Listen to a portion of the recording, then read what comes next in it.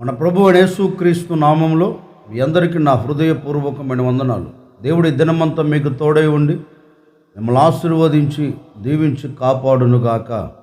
పరిశుద్ధ గ్రంథంలో నుండి 18వ కీర్తన 48వ చరణాన్ని నేను చదువుతా ఉన్నాను. మీ పరిశుద్ధ గ్రంథమైన బైబిల్ తెరచి చూడండి. ఆయన నా శత్రువుల చేతిలో నుండి నన్ను విడిపించును.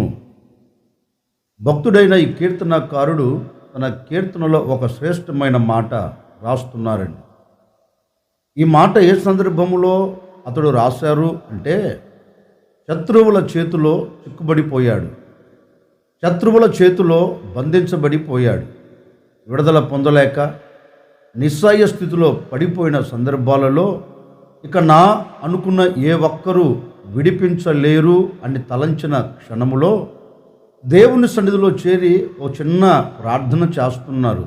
దేవా, నేను శత్రువుల చేతిలో చిక్కుబడిపోయాను, ఈ శత్రువుల చేతిలో నుంచి నీవు నన్ను తప్పించవా అని దేవుని సన్నిధిలోనికి వెళ్ళి దేవుని సన్నిధిలో చేరి ప్రార్థన చేస్తే, ప్రార్థన ఆలకించిన దేవుడు అతన్ని శత్రువుల చేతిలో నుండి విడిపించినట్లుగా పరిశుద్ధ గ్రంథం చెప్తుందండి.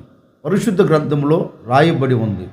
ఇతడు విడిపించబడేదానికి, శత్రువుల చేతుల నుంచి తప్పించబడేదానికి కారణం ఏంటి అంటే, దేవుని సన్నిధిలోనికి వెళ్ళి దేవుని పాదాలు పట్టుకున్నాడు. నన్ను విడిపించవా, నన్ను తప్పించవా, నాకు విడుదల కలగచేయవా అని ప్రార్థన చేస్తే, ప్రార్థన ఆలకించిన దేవుడు అతని శత్రువుల చేతులలో నుంచి విడిపించిన తరువాత స్తుతి గీతముగా, స్తోత్ర గీతముగా మరల దేవుని సన్నిధిలోనికి వచ్చి దేవుని సన్నిధిలో ఇలాగ అంటున్నాడు, నా దేవుడు నా శత్రువుల చేతులలో నుండి నన్ను విడిపించాడు. నిజమే, దేవుని సంకల్పం, దేవుని ఉద్దేశం ఏంటి అంటే, నరములాడుతున్న ఏ నరుడు కూడా, దేవుని పోలికలో చేయబడిన ఏ నరుడు కూడా, ఒక్క మాటలో చెప్పాలి అంటే క్రీస్తు రక్తముతో కడగబడిన ఏ నరుడు కూడా బంధించబడిన స్థితిలో ఉండేదానికి ఆయన ఇష్టపడడు.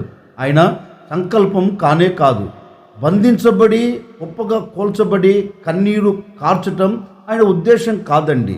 ఆయన ఉద్దేశం ఏంటి అంటే, ఆయన చేతులతో చేయబడిన నరుడు, ఆయన రక్తముతో కడగబడిన నరుడు స్వేచ్ఛగా ఉండాలి అని, స్వేచ్ఛగా బ్రతకాలని, ఎక్కడ కూడా బంధించబడకుండా, ఏ చోట కూడా పట్టబడకుండా, ఏ చోట కూడా చిక్కబడకుండా ఆయన చేతులతో చేయబడిన నరుడు స్వేచ్ఛగా ఉండాలి అని ఆయన సంకల్పం. ఆయన చేతులతో చేయబడిన నరుడు స్వేచ్ఛగా బ్రతకాలి అని, స్వేచ్ఛగా ఉండాలి అని ఆయన సంకల్పం, ఆయన ఉద్దేశం అది. కానీ ఈరోజున మానవుడు ఏదో ఒక చోట బంధించబడిపోయాడు, ఏదో ఒక చోట చిక్కుబడిపోయాడు, ఏదో ఒక చోట కట్టబడిపోయాడు. నీవు కట్టబడిన స్థితిలో ఉండటం ఆయన ఇష్టపడే దేవుడు కాదు. నీవు బంధించబడిన చోట నిలబడటం ఆయన ఉద్దేశమే కాదండి. అందుకే మనం పరిశుద్ధ గ్రంథంలో ప్రారంభంలో చదివితే, ప్రారంభంలో చక్కని మాట రాయబడింది. దేవుడు ఒక ఏదెను తోటను సిద్ధపరిచారు. ఆ ఏదెను తోటను సేద్యపరచుటకును ఒక నరుణ్ణి దేవుడు నిర్మించాడు. ఆ నరుణ్ణి ఆ ఏదెను తోటలో ఎలా ఉంచాడు అంటే, స్వేచ్ఛగా, ఏదెను తోటంతా నువ్వు స్వేచ్ఛగా తిరగవచ్చు, ఏదెను తోటలో ఉన్న ఏ వృక్ష ఫలమునైనా నువ్వు స్వేచ్ఛగా తినవచ్చు, ఏదెను తోటలో ఉన్న ఏ జంతువులతోనైనా నువ్వు ఆడుకోవచ్చు, వాటితో మాట్లాడుకోవచ్చు, వాటితో నువ్వు నివసించవచ్చు అని మానవునికి ఎంత స్వేచ్ఛను ఇచ్చారు అంటే అంత స్వేచ్ఛను ఇచ్చారండి. ఎందుకని అంటే, ఆయన పోలికలో తయారు చేయబడిన వ్యక్తి స్వేచ్ఛగా ఉండాలని కోరుకున్నాడు. కానీ ఆ స్వేచ్ఛను మానవుడు పోగొట్టుకొని, ఆ స్వేచ్ఛను మానవుడు కాళ్ళతో తన్నుకొని ఒక చోట పట్టబడిపోయాడు, సాతాను చేతుల్లో చిక్కుబడిపోయాడు. పాపము అనే దానిలో పట్టబడి నిలిచిపోయి కన్నీరు కారుస్తున్నారు. ఇప్పుడు దేవాది దేవుడు ఆ పట్టబడిన మానవుని విడిపించాలి అని, కట్టబడిన మానవునికి విడుదల కలగచేయాలని, మరలా మానవుడు స్వేచ్ఛగా బ్రతకాలి అని, మరలా మానవుడు స్వేచ్ఛగా ఆనందకరంగా గంతులు వెయ్యాలని 2025 సంవత్సరాల క్రిందట నా ప్రభువైన యేసుక్రీస్తు ఈ భూమి మీదకి దిగివచ్చి యవ్వన రక్తాన్ని కార్చాడండి. యవ్వన రక్తాన్ని ఎందుకు కార్చాడంటే పట్టబడిన వాడికి విడుదల కలుగున్నట్లుగా, కట్టబడిన వాని బంధకాలు తెంపబడినట్లుగా, ప్రతి వాడు స్వేచ్ఛగా మరల బ్రతుకున్నట్లుగా ఆయన ఈ భూమి మీద అడుగుపెట్టి యవన రక్తాన్ని కార్చి ఆయన మానవుని కొరకు ప్రాణము పెట్టి ప్రతి మానవుని స్వేచ్ఛగా బ్రతికించున్నట్లుగా ఆయన ఆఖరి రక్తపు బొట్టు వరకు కార్చి యవన ప్రాణాన్ని పెట్టాడు. ఆ రక్తముతో కడగబడిన ప్రతి వ్యక్తి విడుదల పొందుతూ ఉన్నాడు. ఆ రక్తముతో కడగబడుతున్న ప్రతి వ్యక్తి కట్లు తెంపబడుతూ ఉన్నాయి. ఆ రక్తముతో కడగబడుతున్న ప్రతి వ్యక్తి స్వేచ్ఛగా ఆనందకరంగా అడుగులు వేయగలుగుతూ ఉన్నాడు. ఆనందకరంగా సంతోషకరంగా సాగి వెళ్ళగలుగుతూ ఉన్నాడు. ఆయన ఉద్దేశం అంత ఏంటి అంటే ఏ మానవుడు కట్టబడకూడదు, ఏ మానవుడు శత్రువుల చేత పట్టబడకూడదు, విడిపించినట్లుగా విడుదల పొందునట్లుగా ఆయన ఉద్దేశం. అందుకే ఈ ఉదయకాల సమయంలో ఒక సేవకుడిగా నేను కూడా కోరుకొని మీతో చెప్పాలి అనుకున్న నా దేవుని మాట ఏంటంటే, ఒకవేళ ఈనాటి వరకు నువ్వు దేనితో పట్టబడిపోయావో, ఈనాటి వరకు దేనితో కట్టబడిపోయావో, పట్టబడి విడుదల పొందలేక, కట్టబడి విడుదల పొందలేక ఒకవేళ నువ్వు కన్నీరు కారుస్తున్నావేమో, ఇక నాకు విడుదల ఉండదా, ఇక నాకు విడుదల కలగదా అని నిస్సాయ స్థితిలో నువ్వు పడిపోయి ఉన్నావేమో, భయపడవలసిన అక్కర్లేదు. ఆ రోజు ఆ భక్తుని శత్రువుల చేతిలో నుంచి విడిపించినట్లుగా నా ప్రభువైన యేసుక్రీస్తు మీ శత్రువుల చేతులన్నిట్లోంచి నా దేవుడు మిమ్మల్ని విడిపించబోతూ ఉన్నాడు. నీకు, నీ కుటుంబానికి, నీకు, నీ వ్యక్తిగత జీవితానికి, నీకు, నీ పిల్లలకు విడుదల మొదలయ్యింది. విడిపించే దేవుడు నీతో కూడా ఉండబోతూ ఉన్నాడు. నిన్ను విడిపించుటకు ఆయన నీ యొద్దకు దిగి రాబోతూ ఉన్నాడు. ఎక్కడ నీవు పట్టబడిపోయినా ఆ చోటు నుంచి నా దేవుడు మీ కుటుంబాలన్నింటినీ విడిపించబోతూ ఉన్నారు. నిశ్చయముగా కట్టబడి కన్నీరు కారుస్తున్నావేమో, పట్టబడి వేదన చెందుతున్నావేమో, భయపడవలసిన అక్కరే లేదండి. ఈ దినము నుండి ఆ దేవుడు నీ కుటుంబాన్ని విడిపించుటకు ఆయన నీ యొద్దకు దిగి రాబోతూ ఉన్నారు. అందుకే దేవుని వాక్యంలో కూడా రాయబడిన మాట ఏంటో తెలుసా? ఈ స్వాతంత్రం యేసుక్రీస్తు వలన మనకు కలిగెను. అంటే స్వాతంత్రం అంటే విడుదల ఎవరి వలన కలుగుతుంది? వాక్యం అంటుంది ప్రభువైన యేసుక్రీస్తు వలన. విడుదల ఎవరి వలన కలుగుతుంది? ప్రభువైన యేసుక్రీస్తు వలన విడుదల కలుగుతుందని వాక్యం సెలవిస్తుందండి. నా ప్రభువైన యేసుక్రీస్తు నీ కష్టములోంచి నిన్ను విడిపించబోతూ ఉన్నాడు. నీ నష్టములోంచి నిన్ను విడిపించబోతూ ఉన్నాడు. నీ కష్టములో నుండి, నీ నష్టములో నుండి, నీ బాధలో నుండి, నీ కన్నీరులో నుంచి నా ప్రభువైన యేసుక్రీస్తు మిమ్మల్ని అందరినీ విడిపించబోతూ ఉన్నారు. మిమ్మల్ని అందరినీ తప్పించబోతూ ఉన్నారు. ఇక మీదట నీ కుటుంబానికి ఏ బంధకాలు వేయబడకుండా, ఏ సంకెళ్ళు వేయబడకుండా నా ప్రభువైన యేసుక్రీస్తు మిమ్మల్ని అందరినీ విడిపించునుగాక. అందుకే మరొక చోట కూడా రాయబడిన మాట ఏంటంటే, లూకా సువార్తలో ఒక శ్రేష్టమైన మాట రాయబడింది. ఆయన నన్ను అభిషేకించి ఉన్నారు, చెరలోనున్న వారికి విడుదల కలగచేయుటకు. అంటే యేసుక్రీస్తు వలన ఏం కలుగుతుందంటే చెరలో నుంచి విడుదల. ఏ చెర? పాపం అనే చెర కావచ్చు, ఏ చెర? బంధకాలు అనే చెర కావచ్చు, ఏ చెర? ఆర్థిక ఇబ్బందులు అనే చెర కావచ్చు, ఏ చెర? శ్రమ అనే చెర కావచ్చు, ఏ చెర? సమస్యలు అనే చెర కావచ్చు. ఏ చెరలో నువ్వు చిక్కబడిపోయినా నా ప్రభు ఈ దినాన ఆ చెరలన్నిటి నుంచి నిన్ను విడిపించబోతూ ఉన్నాడు.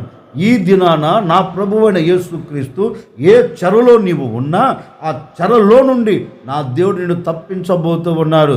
నీ ఆర్థిక సమస్య అనే చెరలో నుంచి నీకు విడుదల కలగబోతూ ఉంది.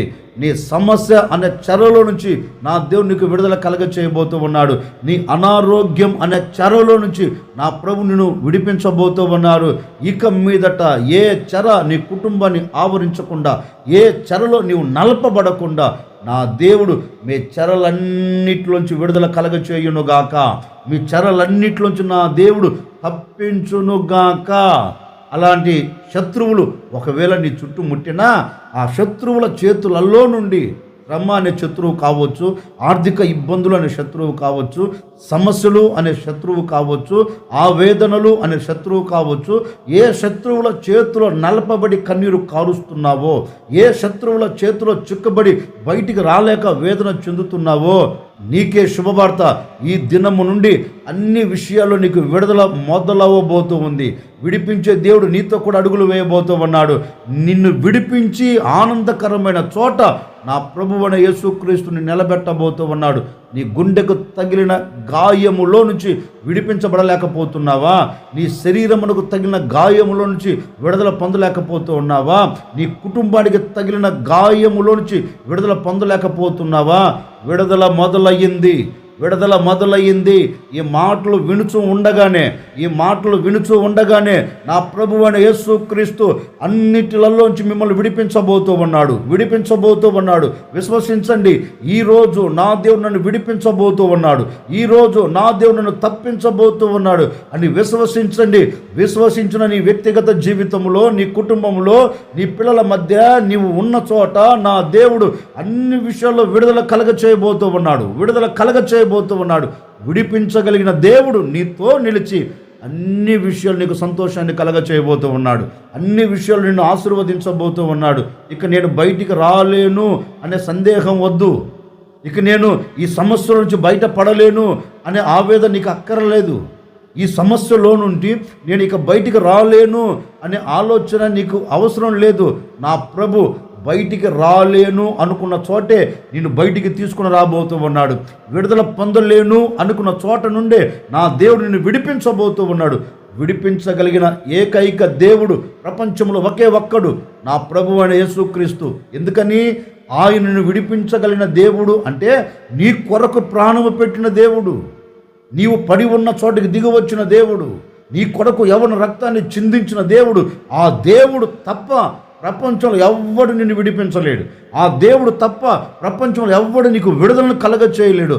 ఆ దేవుడు ఈ ఉదయకాలం నీతో చెబుతూ ఉన్నాడు, నీ శ్రమల్లో నుంచి నేను నిన్ను విడిపించబోతూ ఉన్నాను, నీ ఆర్థిక ఇబ్బందుల మధ్యలోంచి నిన్ను విడిపించబోతూ ఉన్నాను, నీ సమస్యల మధ్యలోంచి నేను విడిపించబోతూ ఉన్నాను, నీ కుటుంబంలో చెలరేగుతున్న ఆటు పోటుల మధ్యలో నుండి నేను నిన్ను విడిపించబోతూ ఉన్నాను, అసమాధానములో నుంచి నేను నిన్ను విడిపించబోతూ ఉన్నాను అని నా ప్రభు ఈ ఉదయకాల సమయంలో నీతో మాట ఇస్తున్నాడు. మాట ఇచ్చిన దేవుడు తప్పక నీ కుటుంబం పట్ల నా ప్రభు అని యేసుక్రీస్తు నెరవేర్చునుగాక. ఈ ఉదయకాల సమయంలో ప్రార్థన చేసుకోండి. నేను విడుదల పొందాలయ్యా, నేను తప్పించబడాలయ్యా, నేను ఆనందకరంగా అడుగులు వేయాలయ్యా, శత్రువుల చేతిలో చిక్కుబడకూడదయ్యా అని ప్రార్థన చేసుకోండి. ఒక సేవకుడిగా నేను కూడా మీ విడుదల కొరకు, మీరు తప్పించబడినట్లుగా నేను కూడా మీ కొరకు ఒక చిన్న ప్రార్థన చేయబోతూ ఉన్నాను. ఆశ్చర్యకరుడా, మీకు స్తోత్రాలు చెల్లిస్తూ ఉన్నాము తండ్రి.